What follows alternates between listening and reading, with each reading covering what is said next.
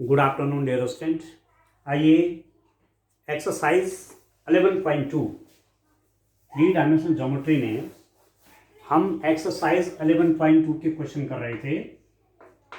एक last question उसमें और करते हैं। क्वेश्चन नंबर 17 है आपका। आपके पास दो लाइन के क्वेश्चंस हैं, r is equal to this and r is equal to this. आपको क्या फाइंड आउट करना है?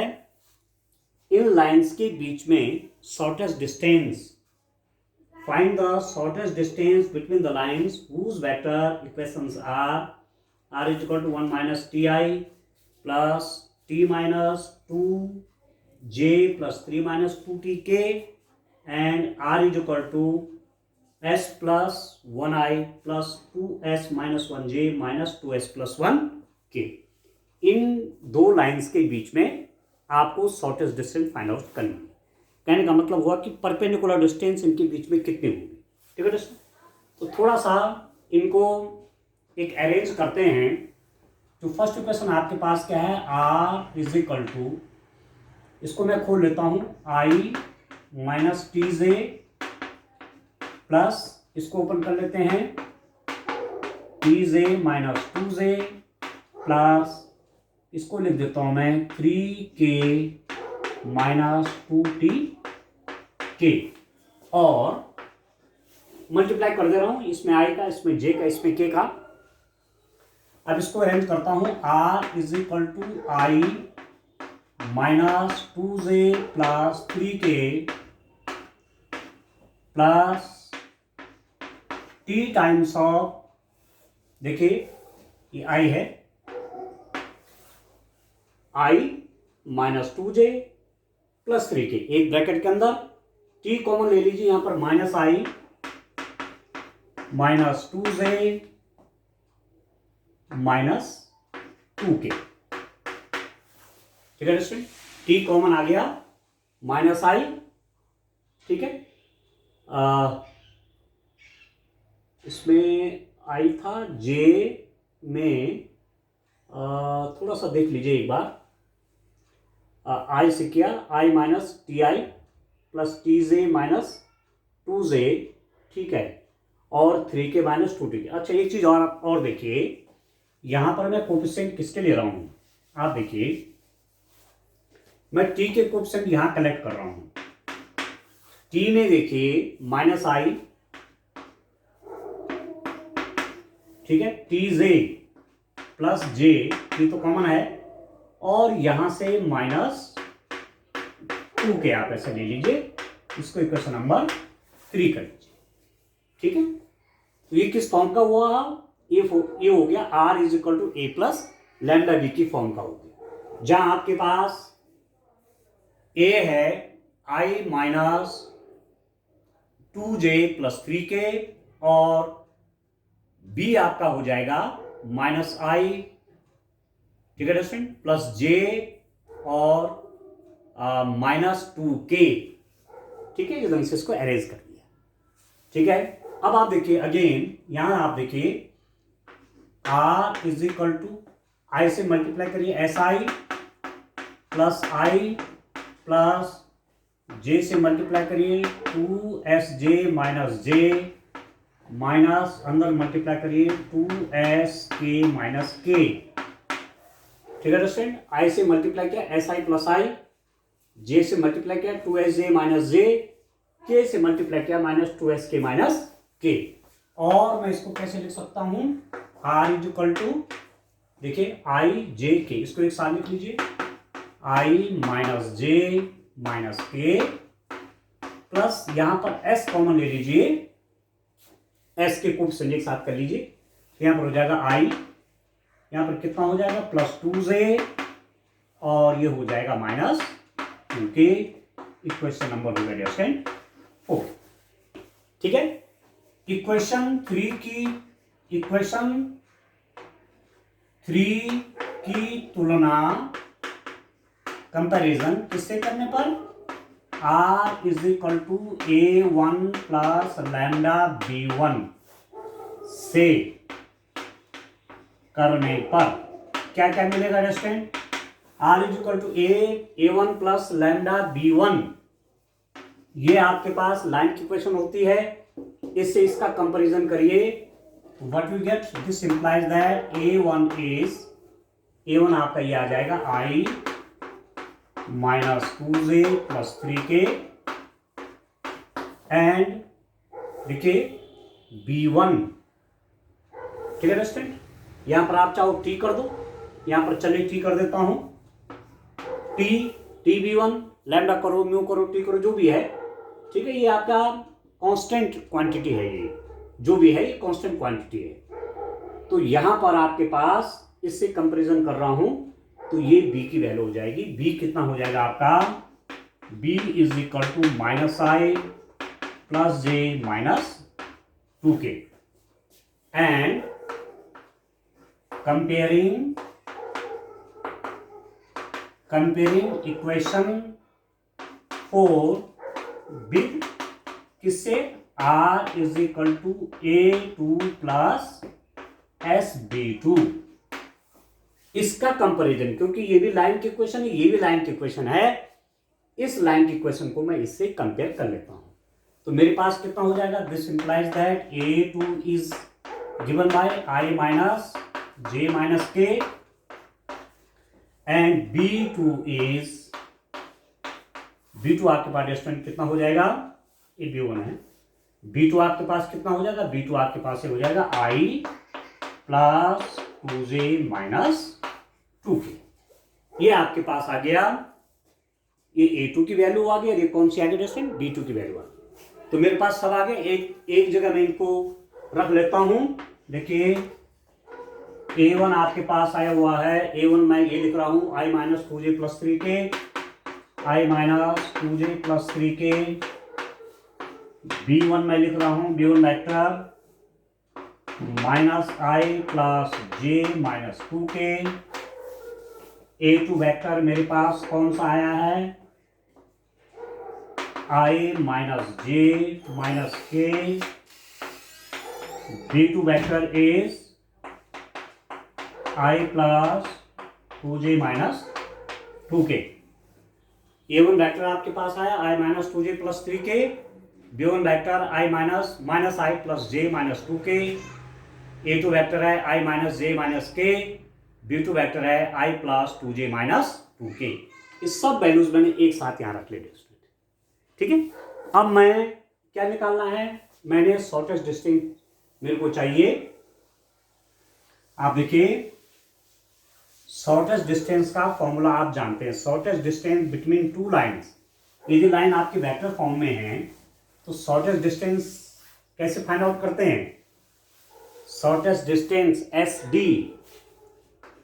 SD is given by mod of B1 cross B2, ठीक है, dot A2 minus A1 divided by magnitude of B1 cross B2, ये find out करना है। Mod इसलिए लेते हैं कि डिस्टेंस को हम पॉजिटिव मेजर करते हैं, नेगेटिव भी आएगा कैलकुलेशन करने के बाद उसे पॉजिटिव कर देना है, ठीक है दोस्तों। तो B1 क्रॉस B2 कर लेते हैं, A2 माइनस A1 कर लेते हैं, ठीक है। एक साथ देखिए बनाते हैं इसको, B1 क्रॉस B2 अलग अलग पहले कैलकुलेशन कर लेता हूं, ऐसे ही आप एग्जाम में करना, सीधे वैल्यू यहां मतलब पुट करिए, अलग अलग कैलकुलेट करिए और फिर यहां वैल्यू पुट करिए। B1 हो गया आपका, देखिए IJK B1 minus 1 1 minus 1 1 minus 2, ठीक है। B1 है, B2 हो गया 1 2 माइनस 2, ठीक हो गया, minus 1 1 minus 2 minus 1 1 minus 2 1 2 minus 2, तो कितना हो जाएगा, this is equal to I, देखिए इसको भी छोड़ेंगे इसको भी छोड़ेंगे, इसकी मल्टीप्लाई माइनस 2 और 2 2 जा माइनस 4 प्लस हो जाएगा प्लस 4 माइनस j, इसका कोएफिशिएंट ये भी छोड़ देंगे ये भी छोड़ देंगे, हो जाएगा 2, ठीक है दोस्तों, माइनस 2 हो जाएगा प्लस 2 और प्लस के टाइम्स ऑफ ये भी छोड़ देंगे ये भी छोड़ देंगे, minus 2 minus 1, that is equal to 2i -4j, ठीक है, -3k, ठीक है स्टूडेंट। इस रूप में आपने ये कर दिया। तो आपके पास क्या आ गया है, यहां मैं इसको B1 क्रॉस B2 की वैल्यू लिख लेता हूं स्टूडेंट। ये आपके पास आ रहा है 2i -4j -3k, ठीक है, 2i -4j -3k।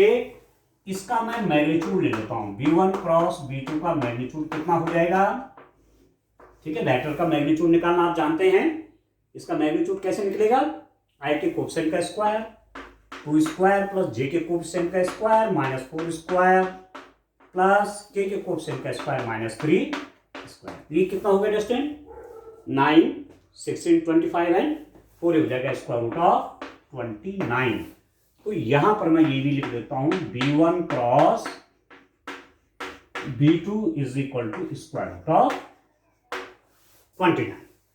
ये मैं जो कैलकुलेट कर रहा हूं यहां लिखता जा रहा हूं। तीसरा जो है, इसकी वैल्यू भी निकाल ली, ये भी निकाल लिया। अब देखो a2 -a1 कितना आ जाएगा, वेक्टर a2 -a1, ये भी वेक्टर है student.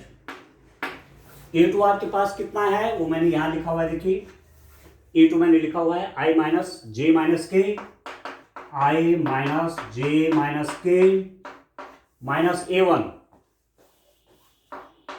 i -2j plus 3k, ठीक है। a2 i - j - k minus a1 हो गया i -2j प्लस 3k। अब सॉल्व कर लीजिए, a2 -a1 की वैल्यू निकाल लीजिए। a2 -a1 कितना हो जाएगा स्टूडेंट, सब्ट्रैक्शन होगा i का i से तो 0 हो जाएगा, -j प्लस 2j, तो ये j हो जाएगा j और -k और -3k, तो -4k हो जाएगा, ठीक हो गया। a2 -a1 आपका कितना आ गया, ये आ गया आपके पास +j और -4k। अब मैं इसको देखिए आगे कैलकुलेशन इसमें करते हैं। अब देखिए आपके पास अब आगे क्या आ रहा है, एक कैलकुलेशन आपको और करनी है। अभी आपको चाहिए B1 cross B2 dot A2 -A1,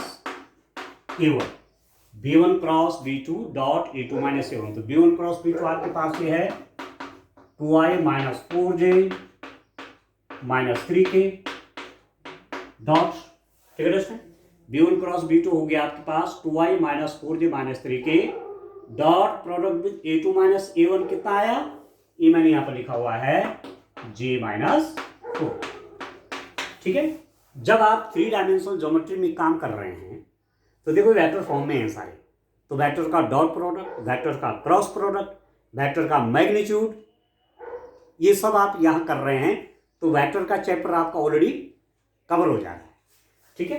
अब कितना हो जाएगा, देखिए इन दोनों का डॉट आई डॉट, आई तो है नहीं तो 0 हो गया, I dot j 0, I dot k 0, कुछ नहीं, j डॉट j 1, तो 1 into 4 -4, ठीक है दोस्तों।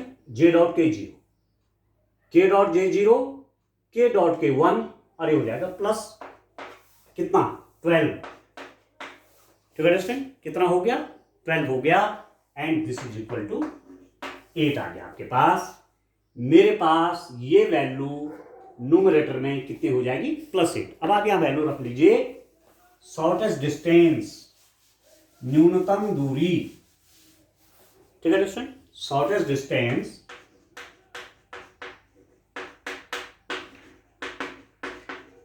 SD, न्यूनतम दूरी किसके बीच, रेखाओं की न्यूनतम दूरी, रेखाओं के बीच की न्यूनतम दूरी SD is equal to magnitude of, इसे मैग्नीट्यूड के लिए मॉड है एक्चुअली, मॉड ऑफ, इसकी वैल्यू आपके पास आ गई 8, और magnitude of B1 cross B2 आपके पास कितना है, स्क्वायर रूट ऑफ 29, ठीक है दोस्तों।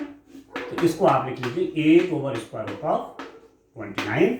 आप चाहो रेशनलाइज कर लीजिए, स्क्वायर रूट ऑफ 29 से न्यूमरेटर में मल्टीप्लाई करिए, डिनोमिनेटर में मल्टीप्लाई करिए, तो 8 स्क्वायर रूट ऑफ 29 ओवर 29 हो सकता है। चाहे ऐसे रखिए, चाहे इसको रेशनलाइज करके करिए। ठीक है दोस्तों, तो इस टाइप से आपने क्वेश्चन करना था।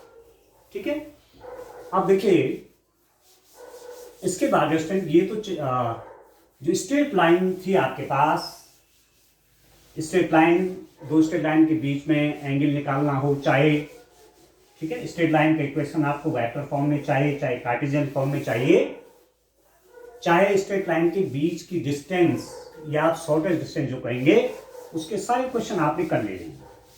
तो ये एक्सरसाइज अब कंप्लीट होती है। अब मैं आगे चलता हूं प्लेन की ओर। ठीक है, इक्वेशन ऑफ प्लेन, प्लेन समतल, प्लेन,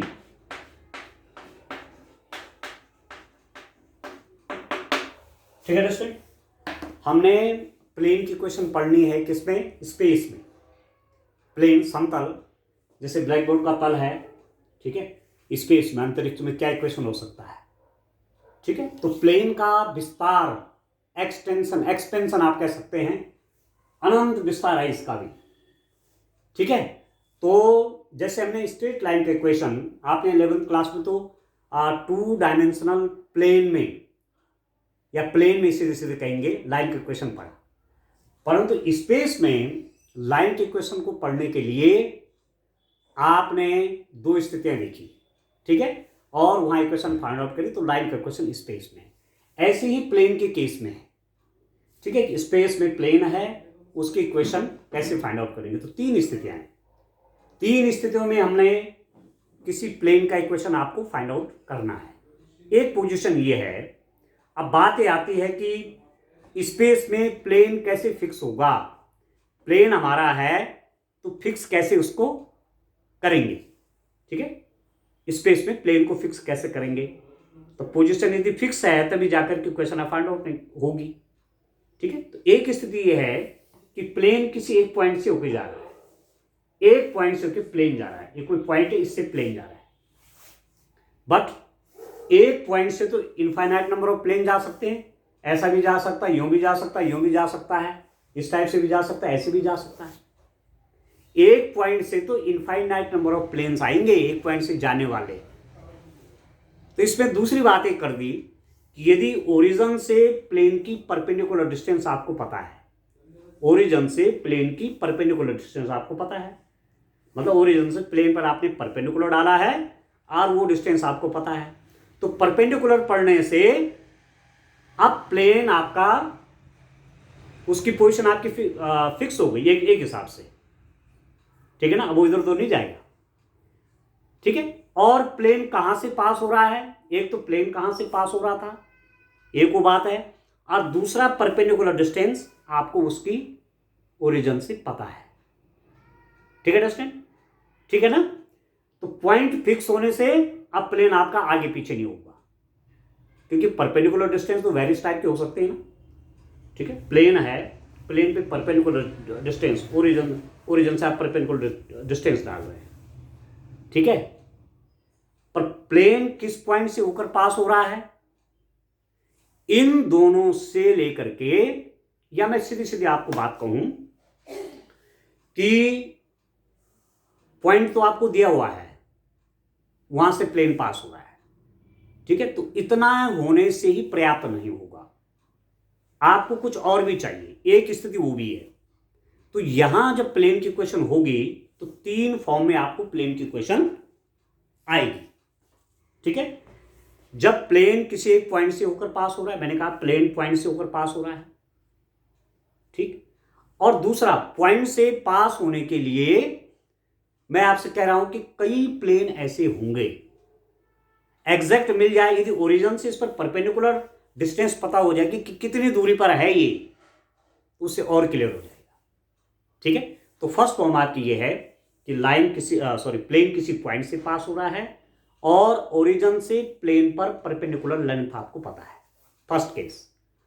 दूसरा केस आपको ये है कि प्लेन में कोई पॉइंट आपको दिया हुआ है कि प्लेन यहां से पास हो रहा है और प्लेन किसी वेक्टर के परपेंडिकुलर है, उससे भी प्लेन आपका फिक्स हो जाएगा कि एक फाइनाइट प्लेन जिसके आप इक्वेशन निकालना चाहते हैं वो निकल जाएगा। किसी पॉइंट से ऊपर जा रहा है तथा दूसरी स्थिति क्या है, उस पर कोई परपेंडिकुलर वेक्टर आपको पता है, तब भी प्लेन की इक्वेशन फिक्स हो जाएगी। आप जान जाएंगे प्लेन कहाँ पर है, क्योंकि जो इक्वेशन हम प्लेन की फाइंड आउट करेंगे उस प्लेन की एग्जैक्ट लोकेशन भी तो जाननी है कि वो है कहाँ पर। और तीसरी पोजीशन है कि 3 नॉन कोलिनियर पॉइंट्स, 3 असंरेख बिंदु होंगे तो उनसे भी होकर केवल एक प्लेन जाता है। तो 3 पॉइंट पता हो जाएं, 3 नॉन कोलिनियर पॉइंट, 3 असंरेख बिंदु हमको पता हो गए, तो उन 3 असंरेख बिंदुओं से ऊपर एक प्लेन जाएगा, तो वो फिक्स हो गया प्लेन।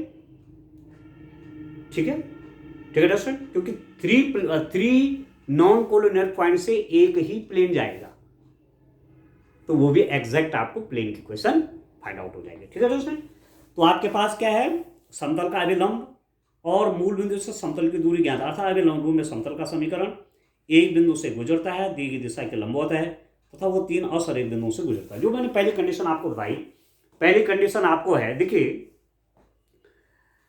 यदि प्लेन किसी एक पॉइंट से ऊपर जा रहा है तो मैंने आपसे कहा कि कई प्लेन पॉइंट से ऊपर जा सकते हैं। ठीक है, ठीक है, पर यदि ओरिजिन से इस पर परपेंडिकुलर डिस्टेंस पता है, पहला केस, तो पॉइंट की भी आवश्यकता नहीं है। ठीक है दोस्तों, माना आपने कहा ये ओरिजिन है, यहां ओरिजिन है और यहां से परपेंडिकुलर पड़ गया इस पर। ठीक है, ओरिजिन से आपने परपेंडिकुलर डाल दिया, इसके डिस्टेंस आपको पता है, तो ऐसी स्थिति में कितने प्लेन हो सकते हैं, एक पोजीशन का तो प्लेन होगा। ठीक है, जिसकी ओरिजिन से परपेंडिकुलर डिस्टेंस आपको पता है, तो इतना ही पर्याप्त है प्लेन की इक्वेशन के लिए, पॉइंट की भी आवश्यकता नहीं है। ठीक है, इतना ही पर्याप्त है, इतना इंफॉर्मेशन ही पर्याप्त है कि ओरिजिन से प्लेन की परपेंडिकुलर डिस्टेंस पता है कि इतनी इसकी परपेंडिकुलर डिस्टेंस है, इतना पता हो गया तो उसी से प्लेन का पता चल जाएगा कि प्लेन एग्जैक्ट कहां पर है। पहली स्थिति है। दूसरी क्या है, प्लेन किसी एक पॉइंट से ऊपर जा रहा है और उस पर कोई वेक्टर ऐसा है जो कि उस पर लंब है, 90 डिग्री एंगल बना रहा है। और तीसरी स्थिति में कह रहा था कि 3 नॉन कोलिनियर पॉइंट्स आपके पास होंगे, उनसे होकर भी एक प्लेन जाएगा। तो 3 प्लेन के क्वेश्चंस वेक्टर फॉर्म में भी निकालेंगे और कार्टेशियन फॉर्म में भी निकालेंगे। ठीक है दोस्तों, तो देखिए ये तो मैं आपको बताया। मैं आपसे कह रहा था a plane is determined uniquely if any one of the following is known, the normal to the plane and its distance from the origin is given. Plane पर परपेंडिकुलर ओरिजिन से डाला गया है और उस परपेंडिकुलर की लेंथ भी आपको पता है, तो आप उसकी इक्वेशन फाइंड आउट करेंगे, equation of plane in normal form. ऐसी स्थिति में क्या बोलेंगे, प्लेन की इक्वेशन इसे कहेंगे नॉर्मल फॉर्म में आप प्लेन की इक्वेशन निकालेंगे, लंब रूप में प्लेन की इक्वेशन निकलेगी। दूसरी स्थिति आपकी है, it passes through a point and is perpendicular to a given direction. Plane is passing through a point and perpendicular to a certain direction. दूसरी स्थिति ये है, तीसरी है, it passes through the 3 given non collinear points. Plane is passing through 3 non collinear points. तो ऐसे में भी आपको प्लेन की इक्वेशन फाइंड आउट होगी। ठीक है दोस्तों, तो हम लोग अब प्लेन की इक्वेशन पढ़ेंगे, प्लेन की इक्वेशन वेक्टर फॉर्म में भी पढ़ेंगे, प्लेन की इक्वेशन आप कार्टेशियन फॉर्म में भी पढ़ेंगे। ठीक है, और हमेशा एक चीज आपको ध्यान रखना है, जब भी आप इक्वेशन करेंगे तो एक फिक्स पॉइंट, एक वेरिएबल पॉइंट जो कि क्या करेगा, वो वेरिएबल पॉइंट जो होता है, जब हम लाइन की इक्वेशन निकाल रहे हैं चाहे प्लेन की इक्वेशन निकाल रहे हैं, एक वेरिएबल पॉइंट हम लेते हैं जो एक्स वाई जेड की फॉर्म में है, जिसका पोजीशन वेक्टर आप लिखते हैं X I plus Y Z plus Z K. ठीक है, एक वेरिएबल पॉइंट हमको लेना है। क्यों उसकी आवश्यकता पड़ेगी, इसलिए जरूरत पड़ेगी क्यों वेरिएबल पॉइंट आपका ट्रेस होगा, वो मूवमेंट करेगा और उसी के मूवमेंट से ही आपको इक्वेशन फाइंड आउट होगी। ठीक है दोस्तों, तो आज के लिए इतना काफी है। Thank you.